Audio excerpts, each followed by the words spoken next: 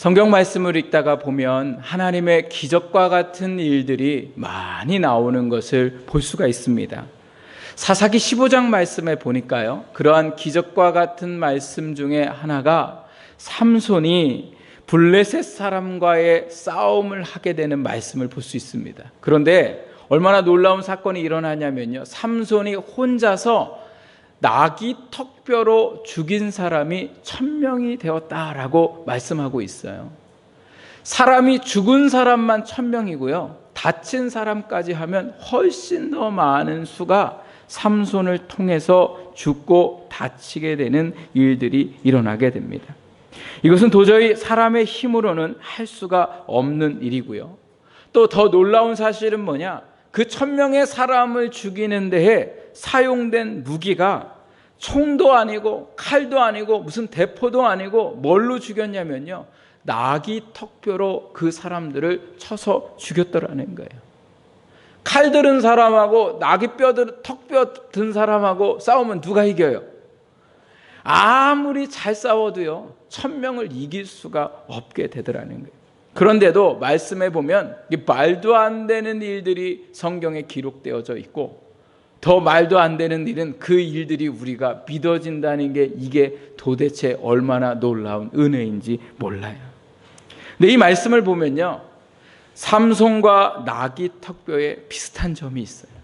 뭐가 비슷하냐? 너무도 연약한 존재들이라는 거예요.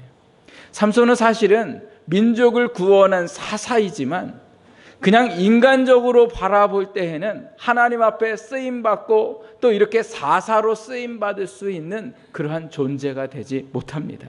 말씀을 잘 읽어보면요, 실수가 참 많은 사람이 삼손이었고, 또 감정대로 움직이는 사람이 삼손이었고, 또 이 사람이 잘 연약한 부분이 있는데 그게 뭐냐면 여자예요. 하여튼 힘셌는데도 나중에 머리 잘리고 이러는 게 뭐 때문에 그래요? 여자에게 너무 약한 거예요. 이렇게 하나님의 사람으로 쓰임받을 수 없는 사람이 바로 삼손이었습니다. 그런데도 하나님은 이 삼손을 통하여 이스라엘 민족을 구원하는 사사로 하나님이 사용하셨더라는 거예요. 또 나귀 턱뼈를 보면요, 나귀 턱뼈는요, 중동 지방, 그 당시의 지방에 많이 주변에 널브러져 있어요. 그래서 나귀가 병들거나 문제가 있어서 죽고 나면 그 시체가 썩고 난 다음에 뭐가 드러나요? 뼈가 드러나잖아요. 그러한 나귀 턱뼈를 가지고 그 사람들을 죽였더라는 거예요. 아무도 전쟁에서 자기의 손에 나귀 턱뼈를 들고 싸우는 사람이 없어요. 왜요? 이것은 무기가 될 수 없다고 모두 다 알고 있기 때문에 그래요. 그럼에도 불구하고 이 삼손은 나귀 턱뼈를 가지고 그 사람들을 죽이게 되었습니다. 나귀 턱뼈는 아무런 존재감이 없습니다. 그러나 하나님의 손에 사용되었던 삼손의 손에 들려지자 그 나귀 턱뼈가 어떠한 강력한 칼보다 큰 무기가 되어서 그 많은 사람들을 죽이고 민족을 구원하는 놀라운 역사가 일어나게 되었습니다. 저는 개인적으로 이런 말씀들을 보면 참 은혜가 됩니다. 왜냐하면 제가 나귀 턱뼈와 같은 연약한 존재이기 때문에 그래요. 뭐 어디 썰래야 쓸 수도 없고, 제가 이렇게 보기에는 참 사람이 좋아 보이지만 제가 사실 저희 가정 안으로 들어가면 그렇게 좋은 성격을 가진 사람은 아니에요. 그럼에도 불구하고 하나님이 이 못난 사람을 여러분 앞에 세우고 하나님의 말씀을 대언할 수 있는 그러한 사람으로 사용하시는 것을 보면 참 이런 말씀을 볼 때마다 나는 부족하여도 하나님은 능하시니, 오늘도 우리가 하나님 안에 사용되고 쓰임받을 수 있다는 것이 얼마나 감사한지 모릅니다. 그래서 나를 쳐다보면 용기가 나지 않아요. 나를 생각하면 뭔가를 하려고 할 때에 하려고 하는 마음보다는 포기하고 싶은 마음들이 참 많아요.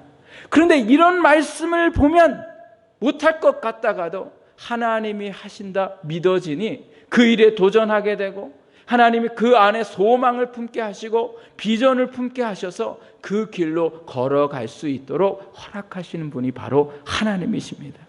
그래서 우리가 믿는 이 하나님은요, 약한 자를 사용하셔서 강한 자를 부끄럽게 하시는 분이세요. 병든 자를 사용하셔서 건강한 사람들을 부끄럽게 하시는 분이세요. 말씀해 보면요, 처음 된 자가 나중되고 나중된 자가 처음 된다, 이런 말씀하세요. 늦게 믿었지만 먼저 믿은 사람들보다 하나님이 늦게 믿은 사람들을 통해서 놀라운 역사를 일으키시는 분이 바로 하나님이시라는 거예요. 그래서 우리는요, 없다고 낙심할 필요도 없고 부족하다고 도전 안 할 필요도 없고, 오늘 우리는 우리의 삶을 바라보고 살아가는 게 아니라, 연약한 나를 바라보고 사는 게 아니라 전능하신 하나님을 바라보며 살아가는 오늘 우리의 믿음이 되어야 할 줄 믿습니다. 그게 믿음의 사람들이에요. 하나님은 오늘 우리에게 그러한 삶을 원하세요. 내가 너를 도와줄 테니, 내가 너를 붙들어 줄 테니, 그러니 너는 뭐해요? 나를 믿고 믿음으로 살아가라 라고 하나님이 오늘도 우리에게 말씀하고 계세요. 오늘 우리가 읽은 말씀도요, 그러한 하나님의 말씀이 들어 있습니다. 오늘 우리가 읽은 말씀은 하나님께서 법궤를 만들라고 말씀을 하시는데, 법궤는 곧 뭐냐? 하나님의 상징이었고 법궤 속에 하나님이 역사하셔서, 오늘 우리가 읽은 말씀에 보면 법궤 속에 어떻게 하냐? 우리 22절 말씀에 우리 같이 한번 읽어보겠습니다. 22절 같이 읽겠습니다. 시작. 거기서 내가 너와 만나고 속죄소 위 곧 증거궤 위에 있는 두 그룹 사이에서 내가 이스라엘 자손을 위하여 내게 명령할 모든 일을 내게 이르리라. 아멘. 법궤에 그리고 속죄소는 뭐냐면요, 오늘 이 컵이 말하자면 법궤예요. 속죄소는 뭐냐면 이 법궤를 덮고 있는 곳이 속죄소예요. 근데 하나님이 이곳에 나타나셔서 내가 너를 만나주고 내가 너희에게 명령할 것을 가르쳐주고 말씀해 주시고 너와 같이 교제하겠다라고 말씀을 하고 계십니다. 이 법궤는요, 크기가 가로 112.5cm이고 세로가 67.5cm가 되는, 그렇게 크지 않습니다. 근데 여기 안에 뭐를 넣으라고 하나님이 말씀하셨냐면, 모세에게 주었던 돌판으로 만든 10계명이 그 안에 들어가고, 그 안에 또 만나가 그 안에 들어가고, 또 아론에게 하나님이 역사하셔서 아론의 쌍난 지팡이가 이 안에 들어가서, 모든 그 안에 들어있는 것이 뭐예요? 하나님이 기적과 같은 역사들로 역사하신 증거품들이 그 안에 들어가게 되었더라는 거예요. 그런데 하나님이요, 오늘 이 법궤를 만드는 것을 통해서 우리에게 너무도 하고 싶은 말씀들이 있으셨더라는 거예요. 그게 무슨 말씀이었냐?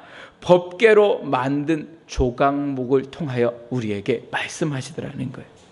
당시 이스라엘 백성들은 어느 큰 건물에서 하나님 앞에 제사를 드렸던 것이 아니라 계속해서 광야 생활을 하고 있기 때문에 그 광야 속에 텐트를 치고 큰 텐트 속에서 하나님께 제사를 지내도록 하나님이 그렇게 말씀을 하셨습니다. 그리고 그 텐트를 성막이라고 부르는데, 그 성막 중에서 제일 중요한 것이 무엇이었냐면 바로 이 법궤였더라는 거예요. 근데 여러분, 이 중요한 법궤는 나무 상자로 하나님이 만들으라고 하셨는데, 여러분 같으면 이 법궤 상자를 만들 때에 좋은 나무로 쓰고 싶으시겠어요? 아니면 그냥 보통 나무로 쓰시겠어요? 좋은 나무로 써야 되는 거예요. 그리고 주변에 없으면 뭐예요? 돈을 주고 사라도 가장 좋은 제목을 가져다가 그 상자를 만들어야 되는데, 놀라운 것은 하나님은 무슨 나무를 사용하셨냐면 조각목이라는 나무를 사용하셨어요. 근데 이 조각목을 뭐라고 표현할 수 있냐면 우리나라의 아카시아 나무로 만들었더라는 거예요. 아카시아는요, 땔감으로는 쓸 수 있지만 그냥 일반 사람들도 뭐를 만들려고 하지 않았더라는 거예요. 왜냐하면 주변에 좋은 나무들이 이미 있었기 때문에 그래요. 백향목도 있었고 상수리나무도 있었고 잣나무도 있어서 뭔가를 만들 때에 일반 사람들은 그 나무를 가져다가 뭔가를 만들었는데, 놀랍게도 하나님은 그냥 너무도 흔히 널려 있고 특별히 제목으로 이렇게 쓸 수 없는 이 조각목을 가져다가 하나님의 그 상징인 법궤를 만들라 말씀하셨다는 거예요. 왜 하나님이 수많은 좋은 나무들을 불구하고 이 조각목으로 하나님이 만드셨을까? 거기에는 하나님의 놀라운 뜻이 담겨 있습니다. 그것은 조각목이 곧 누구를 의미하냐면 이스라엘 백성들을 의미하기 때문에 그래요. 요셉이 애굽에서 죽은 후에 이스라엘 백성들이요 400년이 넘도록 종으로 살았어요. 어떤 사람들에게도 존재감이 없는 그러한 무익한 종, 가장 힘들고 더러운 일들을 해야 하는 종, 그리고 그렇게 수고하고 애써도 수고했다는 말 한마디 들을 수 없는 종으로 살았던, 연약하고 부족하고 모든 백성들이 주목하지 않았던 그 이스라엘 백성들을 하나님은 어떻게 하셨어요? 그들을 선택하시고 하나님의 백성 삼으시고, 놀랍게도 수많은 민족들이 두렵게 떠는 그러한 민족으로 하나님이 그들을 사용하셨더라는 거예요. 이것이 바로 하나님이 조각목을 통하여 이스라엘 백성들에게 하시고자 하는 말씀이에요. 이스라엘 백성들은 자기들 스스로도 자기들은 보잘것없다고 생각했어요. 나도 종이고 내 자녀도 종이고 내 자녀의 손자도 종이 될 수밖에 없는 종된 삶을 살아가고, 누구도 우리를 여기서 구원할 수 없고 아무것도 할 수 없다고 생각하며 스스로를 낮게 여기고 부족하게 생각했던 이스라엘 백성들. 그러나 하나님께서 그들을 사용하시고 하나님께서 그들을 건지셨을 때에 하나님께서 어떤 민족보다 강한 나라로, 어떤 나라보다 강한 나라로 하나님이 그들을 사용하시고 쓰이는 것을 볼 수가 있습니다. 그래서 하나님은 이 조각목을 통하여 하나님의 상징인 법궤를 만드셨고, 이 법궤 안에 하나님의 증거들을 넣어둔 것처럼 조각목 같은 이 이스라엘 백성들 안에 하나님이 들어오시고 그 하나님이 그들 가운데 역사하셨더라는 거예요. 또한 이 조각목은 오늘 말씀을 읽은 우리에게 하시는 말씀입니다. 나는 조각목 같은 인생이라고 말하고 싶지 않은 분들도 있겠지만, 저는 제 인생이 조각목 같고 오늘 우리의 인생을 살펴보면 여전히 조각목 같은 모습들이 많습니다. 육신이 강한 것 같지만, 앞으로 천년 만년 살 것 같지만, 어느 순간 조그만한 질병으로 인하여 힘없이 쓰러지는 것이 인간이에요. 나약하기 짝이 없는 인간이에요. 스스로를 건강하게 만들려고 운동을 하고 좋은 것을 먹고 안 좋은 것을 먹지 않고 그렇게 살아도 어느 순간 정말 생각지 못한 그러한 병으로 인하여 그 건강했던 몸이 하루아침에 주저앉아 버리는 것이 바로 뭐예요? 우리 조각목 같은 인생이에요. 사람이 참 용기 있는 것 같고 보면 참 못할 것이 없는 것처럼 똑똑한 사람이지만, 사실은 사람의 말 한마디에 가슴 아파하고 좌절하고 낙심하고, 겉으로 보이기에는 강해 보이나 하염없이 연약한 존재가 바로 조각목 같은 우리의 인생이라는 거예요. 말은 거칠어도 그 속은 너무도 연약한 사람들, 그게 바로 오늘 우리입니다. 늘 자신과 비교하면서 살고 혹시 나를 무시하지는 않을까 하는 생각에 사로잡혀 살면서 안 그런 척하고 자신을 인정해주지 않으면 참지 못하고 살아가는 그 인생들이 바로 뭐예요? 조각목 같은 인생이라는 거예요. 죄로 인해 마음도 구부러져 있고 삶도 구부러져 있고 쓸모없는 조각목 같은 인생이 바로 오늘 우리의 모습입니다. 그러나 하나님은 이 조각목 같은 우리의 인생들을 너무도 사랑하셔서 하나님의 독생자 예수 그리스도를 이 땅에 보내주시고 우리를 하나님의 구원으로 자녀로 삼아주셔서 오늘도 그 주님께서 우리 안에 역사하시는 놀라운 은혜 속에 우리가 살아가고 있음을 믿으시기 바랍니다. 그래서 사도 바울은요, 자기 자신을 질그릇이다 이렇게 표현해요. 나는 쉽게 깨지는 존재입니다. 저는 환경을 이길 수 없는 그런 존재입니다. 그러나 예수 그리스도가 내 안에 보화가 되셔서 능력이 되셔서 오늘 내가 그 능력으로 살아가는 존재가 되었습니다. 여러분, 오늘 우리는 우리의 힘으로 살아가는 게 아니라 주님이 나와 함께 계심을 믿는 믿음 가운데 살아가는 오늘 우리의 삶이 되어야 합니다. 여기 한번 보세요. 내 안에 계시나 안 계시나? 계세요, 안 계세요? 눈으로는 안 계세요. 그러나 오늘 우리가 믿을 때에 그 주님이 우리 안에 역사하시고 그 주님이 우리 안에 능력이 되시고 힘이 되시는 줄 믿습니다. 고슴도치도 자기 자식은 예뻐 보인다고 하잖아요. 다른 사람들은 나를 어떻게 보는지 몰라요. 또 나 또한 나 스스로를 하찮게 여길 수도 있어요.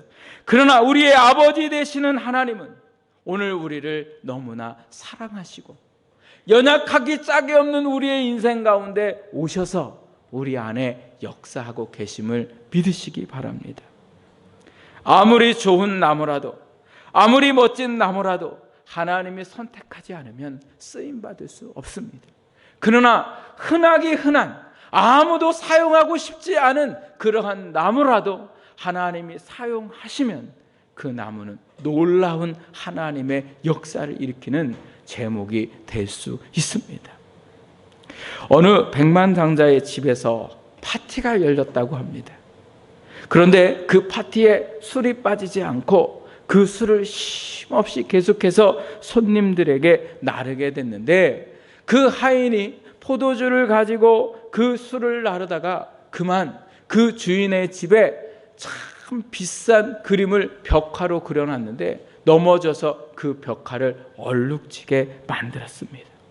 주인이 얼마나 화가 났는지 그 하인을 많은 사람 보는 앞에서 심히 꾸중하고 그리고서 나서 손님들을 데리고 사냥을 떠나게 되었습니다. 화가 나서 손님들을 데리고 더 이상 잔치를 할 수 없는 분위기여서 가서 사냥을 하고 돌아오고자 하고 갔는데 그 중에 손님이었던 분이 사냥을 따라가지 않고 그 자리에 남았습니다. 그리고 하인이 안절부절하는 모습을 보면서 위로를 하고요. 그곳에 이제 다시 이 손님이 그 망가진 그림을 다시 그 붓으로 칠하기 시작했습니다. 그리고 그 나중에 놀라운 작품이 주인이 돌아와서 보니까 얼룩이 아니라 더 아름다운 벽화로 변화된 것을 볼 수가 있었다고 합니다.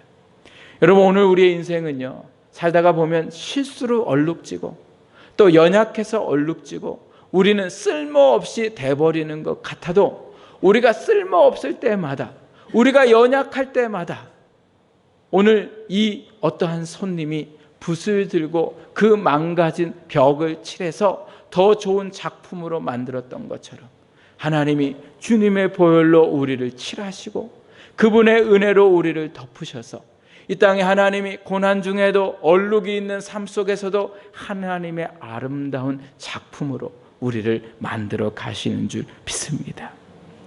능력은 하나님께 있습니다.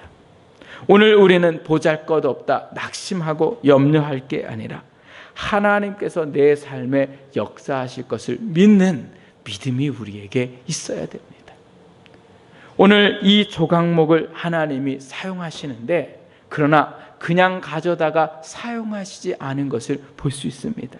하나님께서 이 조각목을 그렇게 하나님 안에 사용하시기 위해서 하셨던 일들이 뭐냐? 이 조각목을 가져다가 다듬으셨더라는 거예요. 아카시아 나무에는 뭐가 있어요? 가시가 있잖아요. 그래서 그 나무를 사용하려면 뭐예요? 가시를 제거해야 돼요. 여러분, 오늘도 우리의 삶에 하나님이 쓰시고자 하면 가시가 제거돼야 돼요. 그 가시가 뭐예요? 오늘 내 안에 나와 있는 내 혈기, 거짓된 모습, 다른 사람들을 상처 입히는 그러한 말과 행동, 그러한 생각들이 오늘 우리에게는 뭐예요? 가시예요. 그러나 이 가시를 우리 스스로 어떻게 처리할 수 없어요. 그러나 오늘 우리가 처리할 수 없다고 가만히 있을 수는 없어요. 오늘 우리의 인생이 하나님 앞에 쓰임받기를 원한다면 다른 누군가를 찌르고 있는 이 가시의 문제를 가지고 하나님 앞에 나와야 돼요. 그리고 하나님 앞에 고백해야 돼요. 하나님, 내 안에 있는 이 가시를 제거하여 주옵소서. 제 스스로 떼어내 버리려고 하고 참으려고 하고 인내하려고 해도 여전히 제 안에 가시가 자라나 있음을 주님 앞에 고백하오니 주님, 제 안에 이 가시를 제거하여 주옵소서. 그냥 하나님이 안 가지고 나와도 그냥 다 깨끗하게 해주시면 얼마나 좋아요. 그러나 오늘 하나님은 반드시 뭐예요? 그 가시나무가, 그 아카시아 나무가 그 만드는 사람의 손에 들려질 수 있도록 원하셨더라니까. 그래서 하나님 앞에 가지고 나올 때에 하나님이 우리 안에 있는 그 모든 가시들을 제거하시는 역사가 일어날 줄 믿습니다. 두 번째로 오늘 여기에 말씀해 보니까요, 어떻게 쓰여져야 되냐? 가시를 제거하고 그 다음에 뭐 해야 돼요? 껍질을 벗겨내야 된다. 껍질. 오늘 그 껍질이 뭐 해야 됩니까? 오늘 내 안에 있는 게으른 습관들이 우리가 벗어버려야 할 껍질이고, 놀기만 좋아하고 여전히 육신적인 생각으로 살아가고 있는 오늘 우리의 그러한 모든 생각들이 벗겨져야 합니다. 나만을 생각하고 있는 이기적인 생각도 벗겨져야 하고, 세상의 가치관으로 물들어 있는 이 생각들도 하나님 안에 벗겨져야 합니다. 이 모든 껍질들이 벗겨질 때에 하나님께 사용되는 조각목이 될 수 있습니다. 어느 날 유명한 작가인 미켈란젤로가 대리석 가게 앞을 지나가게 되는데, 대리석이 얼마나 큰지 그 대리석이요, 계속해서 며칠을 지켜봐도 팔리지도 않고 있는 것을 보게 됩니다. 그래서 이 미켈란젤로가 그 대리석을 좀 어떻게 가져다가 쓸까 해서 그 주인한테 물어봅니다. 이 대리석이 얼마입니까? 그랬더니 이 주인이 뭐라고 얘기하냐면, 이거 그냥 공짜로 가져가십시오. 이게 지금 이 자리에 12년째 있는데 누가 사갈 줄 알았더니 아무도 안 사갑니다. 그러니 제발 좀 가져가십시오. 그래서요, 이 미켈란젤로가요, 그 대리석을 가져다가 어떻게 했을까요? 훌륭한 작품을 만들게 됐는데, 그 작품의 이름이 예수 그리스도의 상이었다는 거예요. 한번 인터넷 가서 한번 찾아보세요. 어떻게 생겼나? 예수님을 만든 그 모습을 큰 대리석, 쓸모없는 대리석으로 그 미켈란젤로가 뭐예요? 만들었더라는 거예요. 어떻게 했을 때? 그 모든 대리석들의 쓸모없는 것들을 다 정으로 쪼아냈을 때에 그것이 아름다운 작품이 될 수 있었습니다. 하나님은 우리의 인생의 토기장이라고 성경은 말씀합니다. 아무런 존재 없는 진흙이지만 하나님께서 그 진흙을 만지셨을 때에 아름다운 작품들이 되어서 사용되게 됩니다. 오늘 우리가 하나님 안에 다듬어지는 그러한 우리의 삶이 되어야 됩니다. 그래서 하나님 앞에 그 손에 맡겨드려야 되고, 내 삶이 다듬어질 수 있도록, 내 겁질이 벗겨질 수 있도록 하나님 앞에 우리의 삶을 내어드리고 나면 하나님이 오늘 우리의 인생을 하나하나 다듬어 가고, 그리고 그 속에 놀라운 역사를 일으키실 줄 믿습니다. 그래서 여러분, 내가 좀 연약하고 또 내 삶에 지금 어려움이 있다 생각하면, 하나님이 나를 다듬고 계시는구나. 한번 따라해 보세요. 하나님이 나를 다듬고 계시는구나. 왜 다듬으세요? 좋은 작품으로, 많은 사람을 유익하게 하는 작품으로 하나님이 다듬고 역사하시는 일들이 일어나게 될 줄 믿습니다. 마지막으로 아주 중요한 작업을 해야 되는데, 그 작업이 뭐냐? 조각목으로 가시를 제거하고, 그리고 그곳의 껍질을 벗기고, 이제 그것을 잘 잘라서 그냥 쓰는 게 아니라 반드시 해야 될 게 뭐냐? 오늘 말씀해 보니까요, 거기에 뭐예요? 금으로 그것을 입혀라, 이렇게 말씀하세요. 여러 이야기들이 있는데요, 그 금으로 입히는 이유 중에 하나가 뭐냐? 조각목은요, 잘 만들어 놔도 성향이 비틀어지는 성향이 있어서 이게요, 저절로 만들어 놔도 비틀어진다는 거예요. 그래서 그 비틀어짐을 방지하기 위해서 뭐예요? 금으로 그것을 잘 입혀야 된다는 거예요. 여러분, 이 금이 뭘까요? 이 금은요, 조각목같이 비틀어진 우리의 마음, 계속해서 자라는 가시, 이러한 것들 속에 하나님의 은혜가 덮어져야 그 사람이 온전하게 되는 역사가 일어나게 될 줄 믿습니다. 사람은 똑같아요. 은혜 받아도 똑같아요. 그런데 은혜 받으면 다른 게 있는데 그게 뭐냐면 마음이 너그러워진다는 거예요. 근데 또 하나님의 은혜가 어느 순간 싹 사라져 버리면 여전히 뭐예요? 똑같아요. 아주 성질 안 좋은 저로 똑같이 나타나요. 그러니 오늘 우리의 날마다 뭐가 덮고 계셔야 돼요? 하나님의 은혜가 우리를 덮고 계셔야 돼요. 그럴 때에 우리가 뭐예요? 하나님 안에 쓰임 받을 수 있는 그러한 삶을 살아갈 수가 있습니다. 그래서 오늘도 우리는 하나님 앞에 그 은혜를 구해야 돼요. 주기도문에 보면 우리에게 일용할 양식을 주옵시고, 예수님이 이렇게 기도하시잖아요. 오늘 이 일용할 양식에 오늘 일용할 은혜를 주셔야 돼요. 오늘에 맞는 일용할 은혜를 오늘도 주시고 내일도 주시고 순간순간마다 그 은혜로 나를 덮으셔야 내가 오늘 그 삶에 은혜의 삶을 살아갈 수 있어요. 그 은혜가 나를 덮지 않으면 인간적인 마음들이 나를 사로잡고 인간적인 생각이 나를 덮어서 여전히 인간적으로 살아갈 수밖에 없는 인생이 될 수밖에 없습니다. 조각목이 법궤로 사용되기 위해 정금이 필요하듯이 오늘 우리의 인생이 돈으로 입혀지는 인생이 아니요, 우월감으로 입혀지는 인생이 아니요, 이기적인 생각이나 명예와 권력으로 입혀지는 인생이 아니라 하나님의 은혜로 덮어지는, 입혀지는 그러한 오늘 우리의 신앙이 되어야 할 줄 믿습니다. 오늘 이 자리에 나오신 여러분, 이 예배는요, 내가 그동안 세상에 입고 나온 것을 벗어버리고 가는 거예요. 그리고 오늘 하나님의 말씀으로 나를 새롭게 입는 시간들이 바로 오늘 이 예배 시간임을 믿으시기 바랍니다. 그 은혜는 오늘 세상 밖에 있는 게 아니라 오늘 내 안에 계신 예수님을 믿을 때에 내 안에 생수의 은혜가 흘러넘치게 되어서 나를 적시고 나를 덮고 나를 그 은혜의 강가로 빠뜨리는 역사가 일어날 줄 믿습니다. 믿음이, 주님이 내 안에 계시고 그분이 내 안에 능력이 되시고 내 삶의 모든 것을 인도하시고 내 모든 어려움, 안개와 같은 내 인생 속에 역사하실 것을 믿는 그 믿음, 그 믿음이 오늘 우리를 덮고 나아갈 때에 우리의 더러운 습관들이 벗겨져 나가고 우리의 더러운 생각들이 끊어져 버리고 하나님께서 우리를 새 사람을 입게 하시는 역사가 우리 가운데 일어나게 될 줄 믿습니다. 오늘 내 삶이 조각목처럼 생각되어서 슬픔에 잠긴 분들은 없습니까?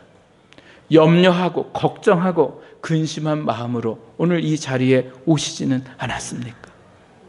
삶을 살아도 기쁨이 없고 내 안에 왜 살고 있는지 그 가치를 모르고 살아가는 분들이 있다면 괜찮습니다. 하나님은 지금도 우리 가운데 계시고 우리 가운데 역사하고 계십니다. 이제 오늘 우리는 그 하나님이 내 안에 계심을 믿고 조각목과 같은 인생도 하나님이 귀 쓰심을 믿고 그 믿음으로 이 한 주를 살아갈 때에 하나님이 여러분의 각자의 삶에서 놀라운 역사를 일으키실 줄 믿습니다. 하나님은 지금도 보잘것없는 저와 여러분의 삶을 통해 영광 받으기를 원하세요. 영광을 돌릴 수 있는 오늘 우리의 인생임을 믿으시고 하나님의 자녀임을 믿으시고 그 믿음 안에 승리하는 저와 여러분의 삶이 되기를 주님의 이름으로 축복합니다. 기도하겠습니다.